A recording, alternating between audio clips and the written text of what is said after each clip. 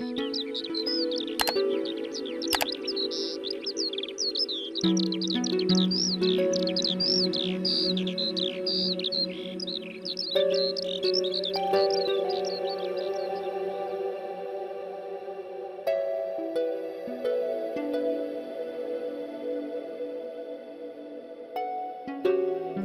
begin by relaxing ourselves using our breathing.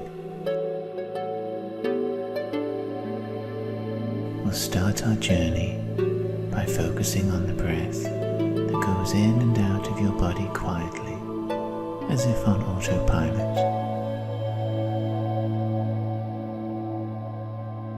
Breathe in and feel how your chest swells gently, how the breath curls inwards, circles inside your ribcage, and then departs.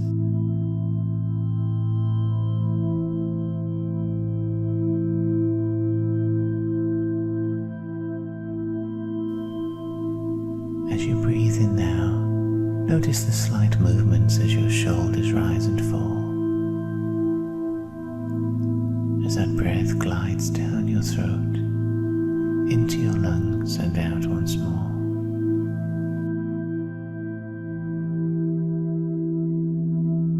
Keep breathing at your own pace, each breath turning inside you like the curl of a wave,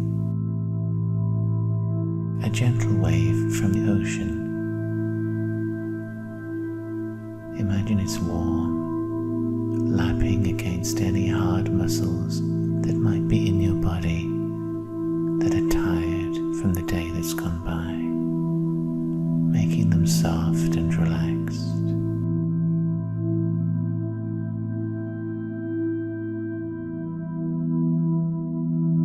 Keep breathing gently in and out.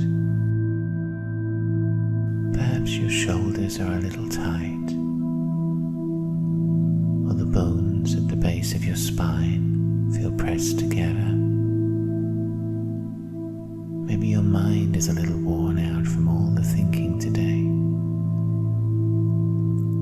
But wherever you find a part of your body as you breathe that seems hard or tired or overused, imagine your breath reaches it and makes that area warm and syrupy. Let your out-breath carry away from you some of the tension of the day.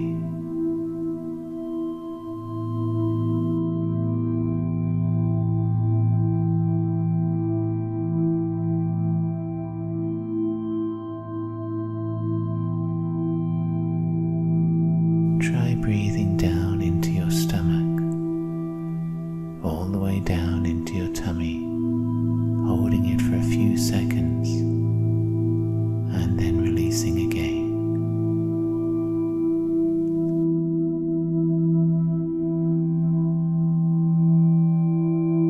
Breathe all the way down, hold, and release when you're ready.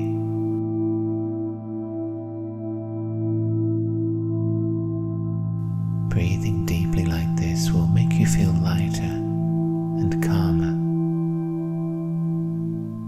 It can dissolve the hardness in your body until finally you feel you're almost weightless. You can feel where your physical body's perimeter is, but you seem hollow and comfortable within it. Like you are a series of empty spaces all linked together, swaying softly as each breath current drifts in and out again.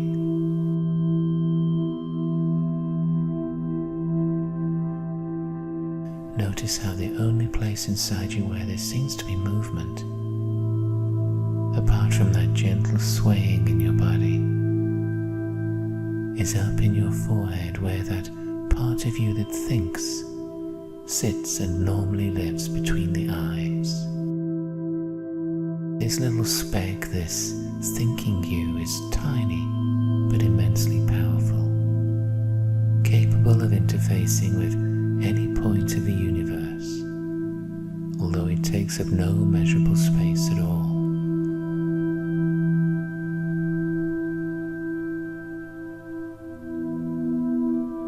This thinking you, this speck, is so light it can easily lift up and move on your out-breath, out into the room, into the space around you.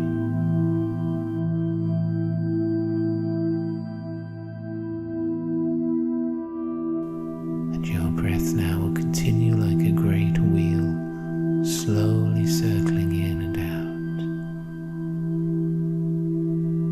carrying you upwards and away from your physical body. Stay with those deep, round breaths and drift outwards.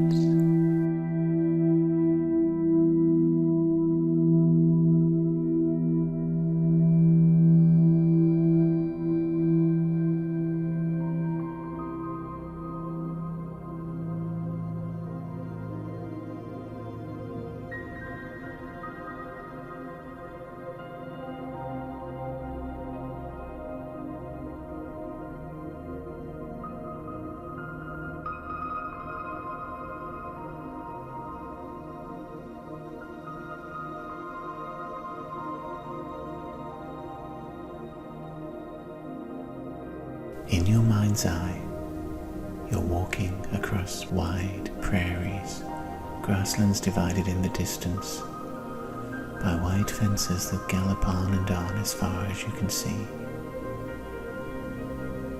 It's afternoon.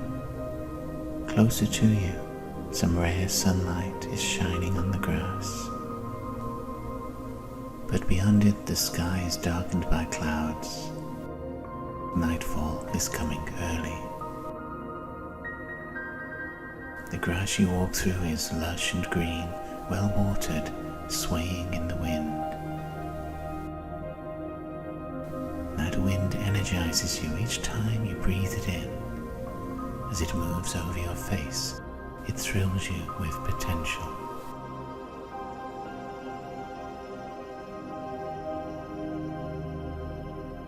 There is a sense in the land that fruitfulness is over for now, that autumn has laid its colours and now departed.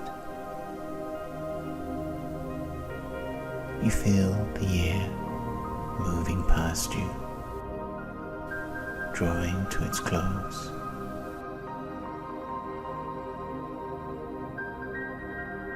Ahead of you, the silky green of the prairies is interrupted by a darker green shape, yew trees rising up from the ground.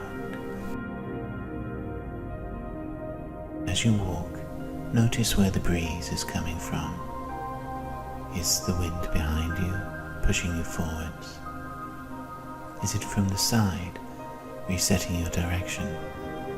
Or is it from the front, so that you must lean into the wind, fight it a little as you move forwards?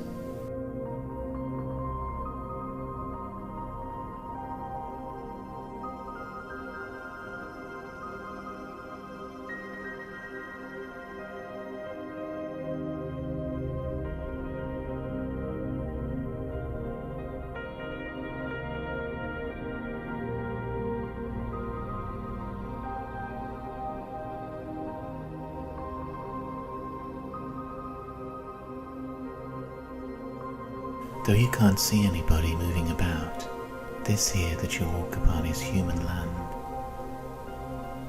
The wide fences crossing the sweeps of prairie were put here to detain the horses. You sense a group of them running as tiny shapes in the distance, a thundering of hooves far away from you. If these fences weren't here, the land is so flat and unbroken, you'd struggle to orientate yourself. When you look behind you, only slight smudges in the grass show where your feet have disturbed it and provide any sense of direction or the movement of time.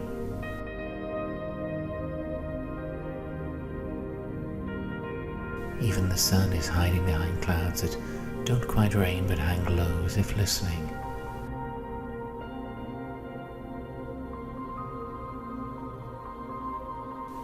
Closer now, that group of tall dark green trees can be seen to partially obscure some grey-white structure that they grow around. What shape seems to peer around them? Now your feet have speeded up, swishing through the grass. You finally reach one of those wide fences and duck underneath it. You're eager to know what this building is. More details emerge as we approach. It's a tower of some kind, rising and nestling behind the tree's darker boughs. Around it, more trees grow, shorter ones, interspersed between grey-white structures. This is a farm or some other colony of buildings, an island of habitations in this wide ocean of grass.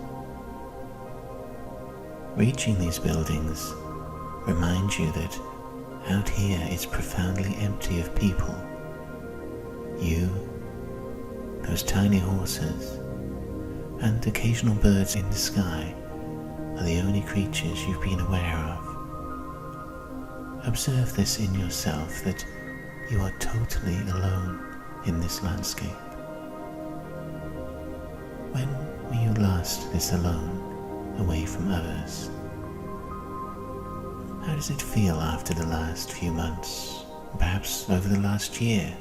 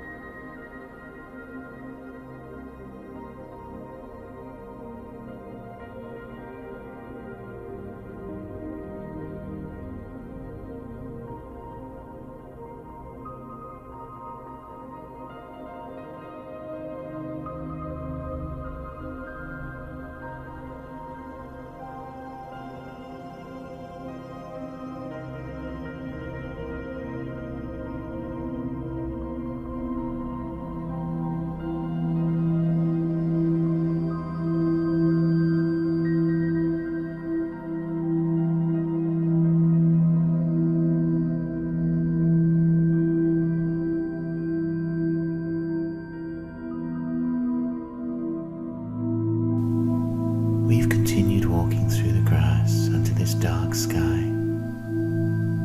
and you duck under another white fence now.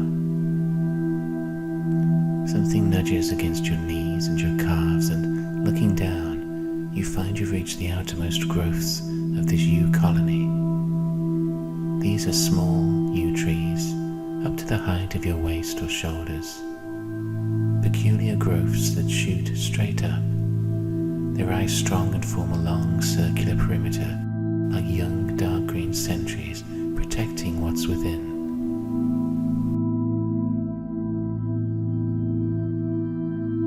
Notice how their tightly packed leaves shine, the same all year long. Notice too the crimson berries, so incongruous against the dark leaves.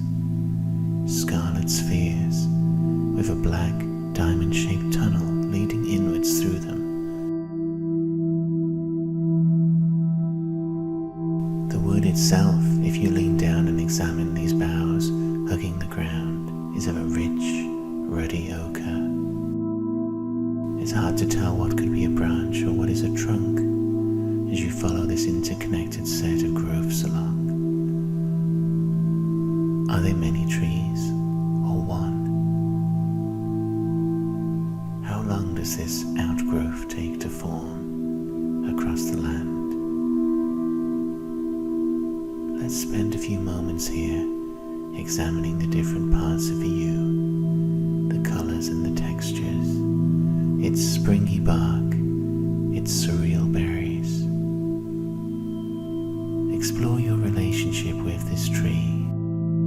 Think back to any yew trees that have figured in your own history. Where did you become familiar with them, and what are your feelings towards them?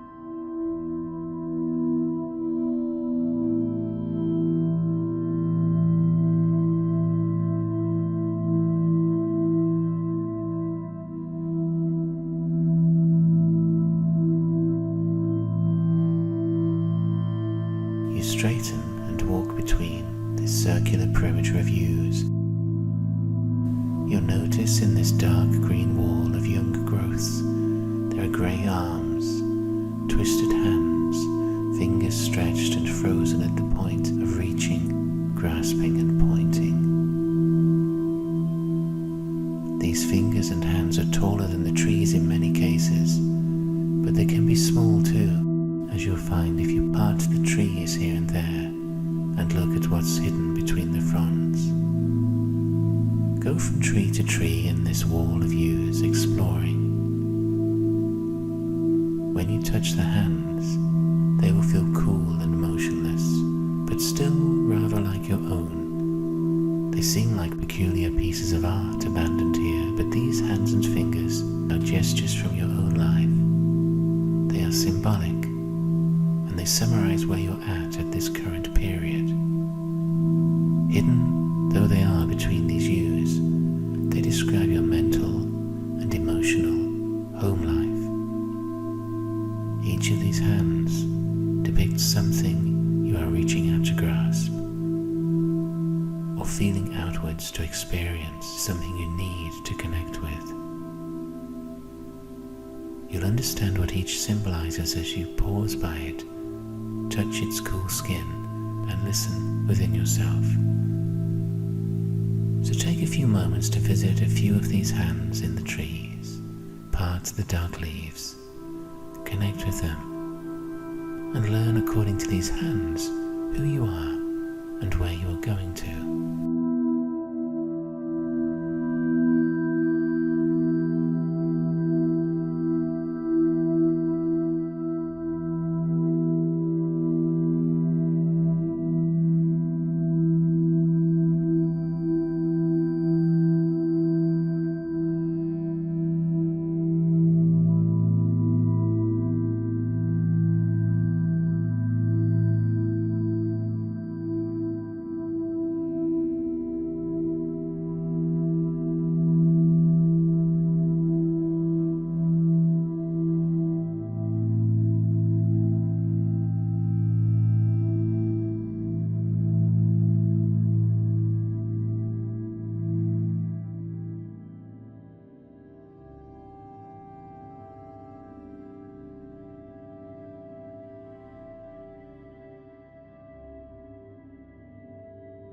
Yews are the longest-lived trees on the planet, older even than sequoias, some reaching an estimated 5,000 years. As they age, successive new growths appear further away from the original, so that with inconceivable slowness, the ancient tree spreads out in increments.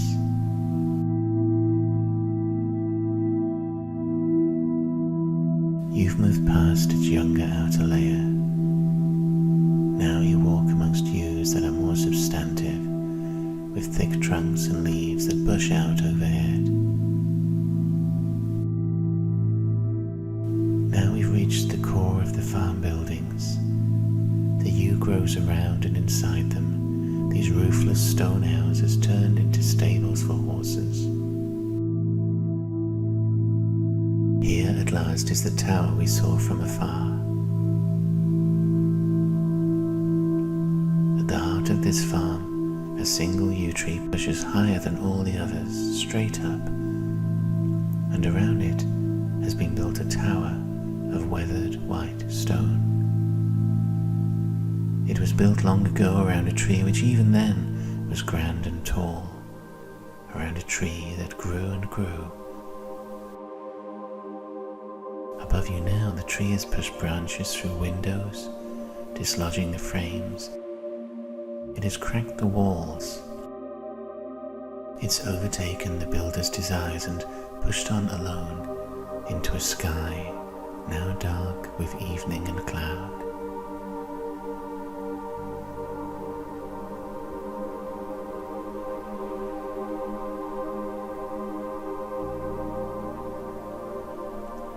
The tower has been built like clothing around this tree, and the tree has shot up and outgrown it. An archway leads you into a chamber where this you fills all the space at ground level.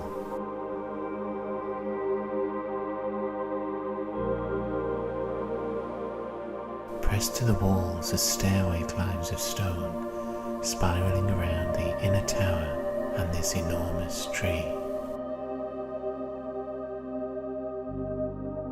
Make your way towards the start of these stairs, pushing through the leaves against the branches until you can pull yourself onto the lower steps and begin climbing upwards. As you rise, you'll find a little more space. The tree's boughs no longer flatten you. You can walk more easily, spiraling up with the stone wall on one side, this green, luxurious tree on the other.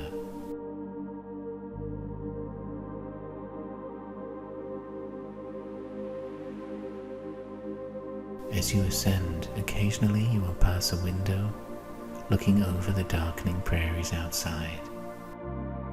Ghostly lines of white fences.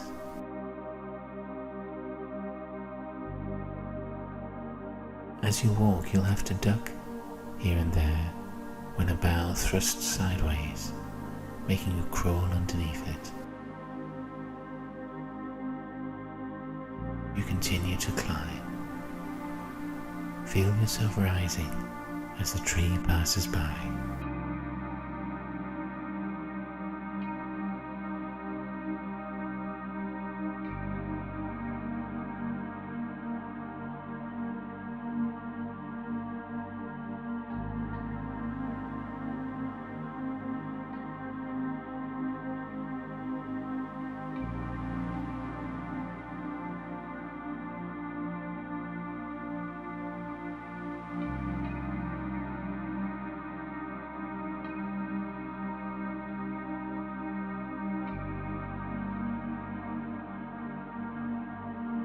The world tree originally in Norse myth was a yew, recognized for its longevity, before the tellers of tales changed it into the equally noble ash.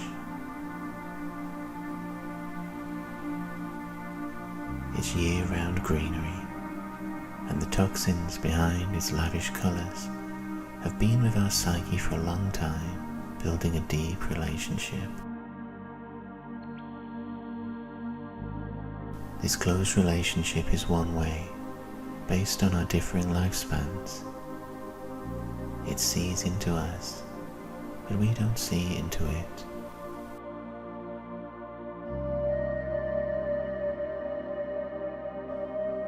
But it allows us still to ponder what it's like to live for millennia, to be planted at a pagan site before churches came, and then to be adopted by the new temples to protect their dead.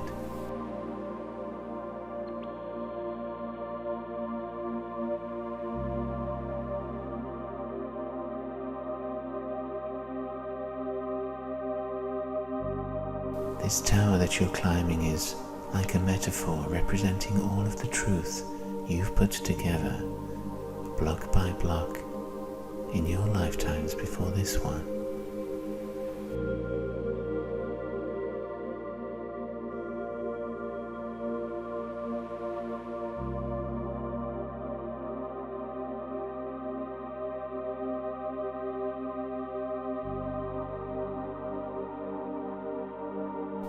It's an edifice built and added to by your former selves, symbolizing in a quantifiable, bulky form the amount of knowledge and universal understanding you have accrued in each life.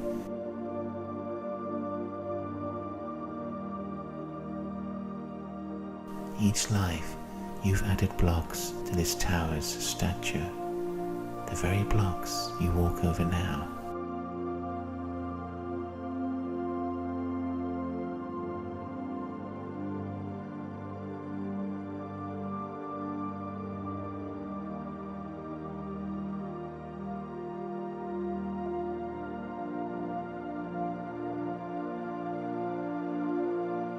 As you ascend the stairway, the walls are more crumbly, stones have tumbled out to leave peepholes in the masonry. Old nests are in the windows, and when you duck under the side growths from the tree, you smell the wood, its earthy scent.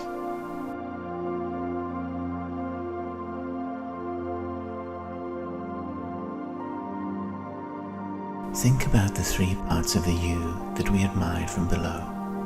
Its rich dark wood, strong and enduring. Those deep green-blue leaves, protecting its life functions.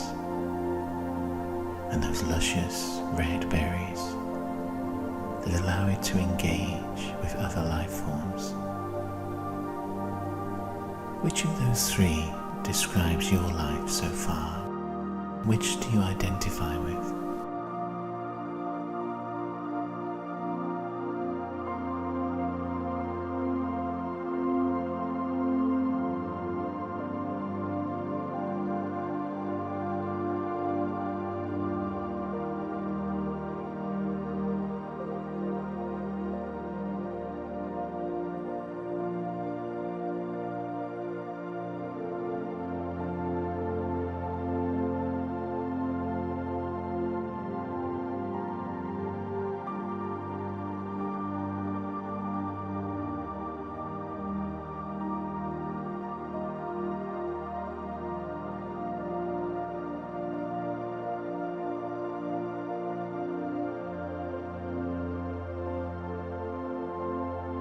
You walk on this stairway, guided by the wall, all these blocks placed in other lifetimes, whose meanings are now locked from you.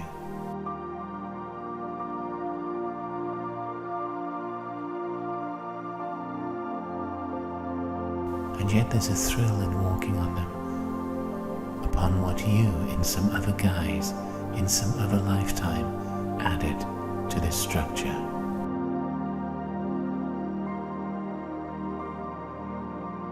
Perhaps when we die, we don't go downwards in any sense or form, but rise upwards, higher and higher, carried aloft in the yew tree as it stretches up towards night's starry sky.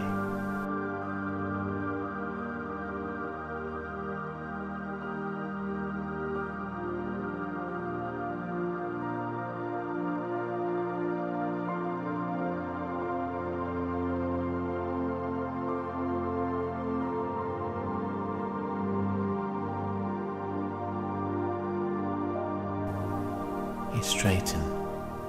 We've reached the tower's end. The stairs simply stop.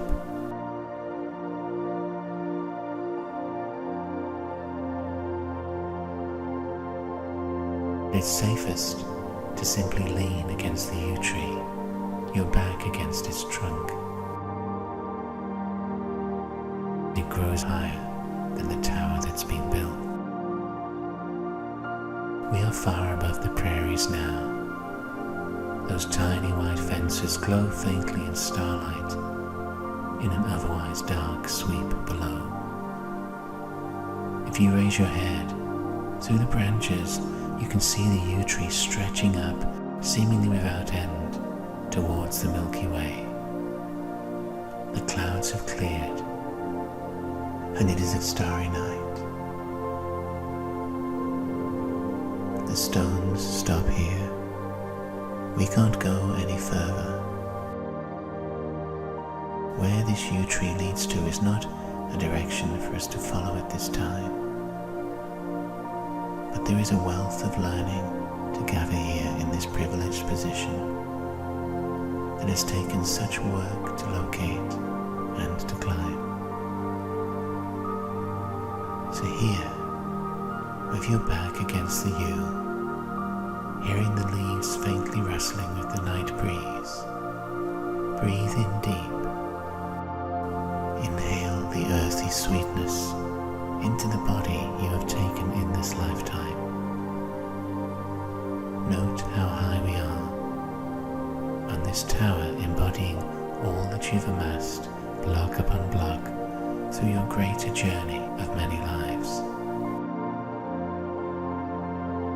What blocks would you add from this life, do you think? Think back.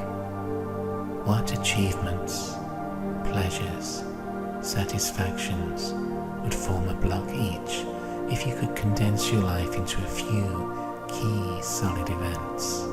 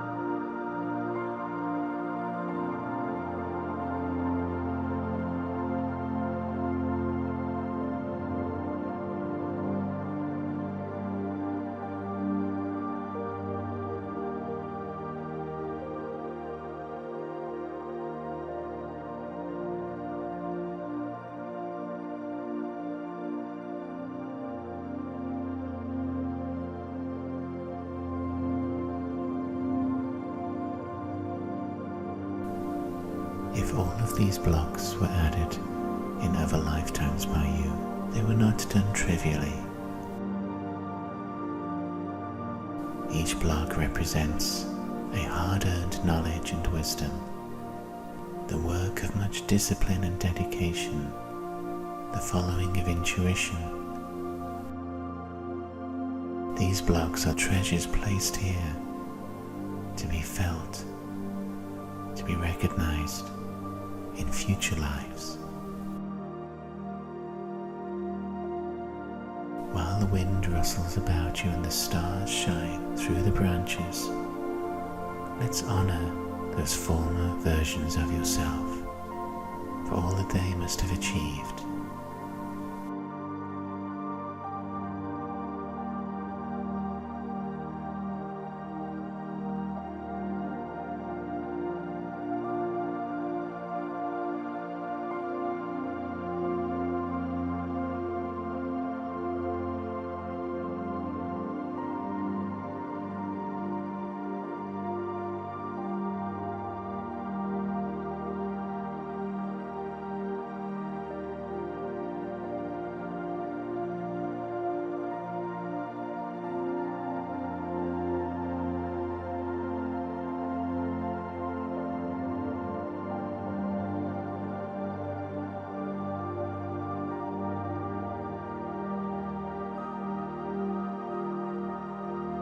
Think of one area, one project, one direction in life you are pursuing that you know is an important block to be left at the end of this incarnation.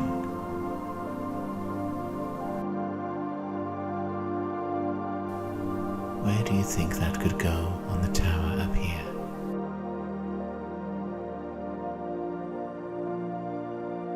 And how much space would it need?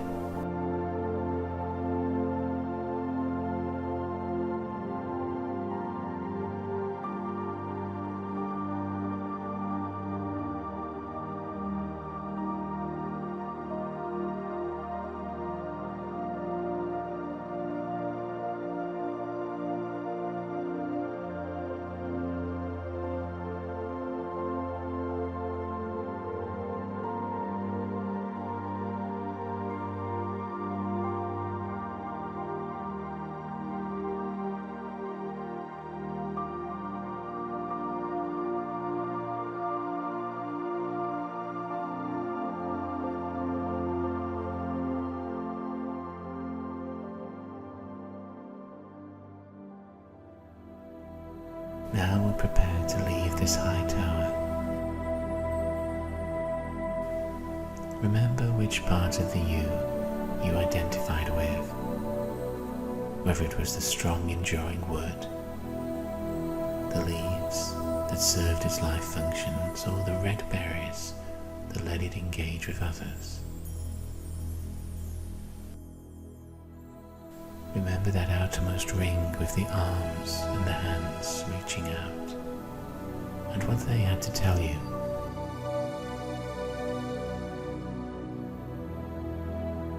Then become aware of the breeze moving around the tree, moving over your skin. You're feeling so light up here, you're like a feather or a speck of dust, something that night breeze can easily swoop around and pick up. Let it turn you onto your back, so that like an autumn leaf, you can drift out into the breeze, into the open space, and leave this great green tree behind. Letting the breeze carry you back to where we've left your body, sitting or lying down. Inhale a little more deeply and feel yourself going down through your chest. Go with that breath all the way down the legs to the feet, the toes and the heels, and leave yourself down there so your essence is back in your feet.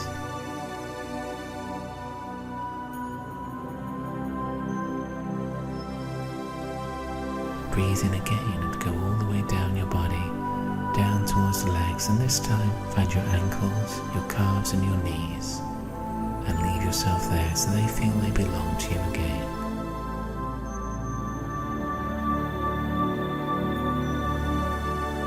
Inhale once more, and we'll go down to fill up the thighs, the waist.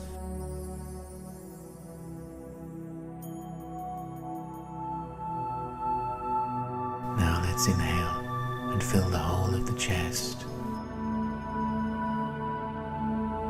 Feel that your torso and the legs below are connected to you solidly, that you own them once more. Now we will inhale and breathe down each arm all the way to the fingers, the palms and the wrists. Leave yourself down there.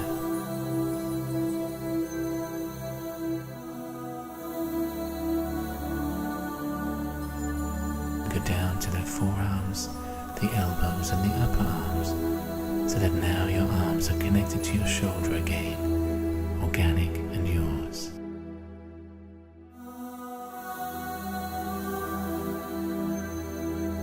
Now let's inhale and go up into the head, circling round inside the skull, between the eyes, between the ears.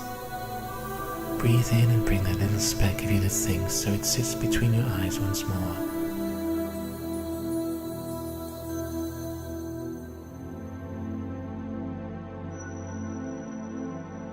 Try wiggling your fingers and your toes.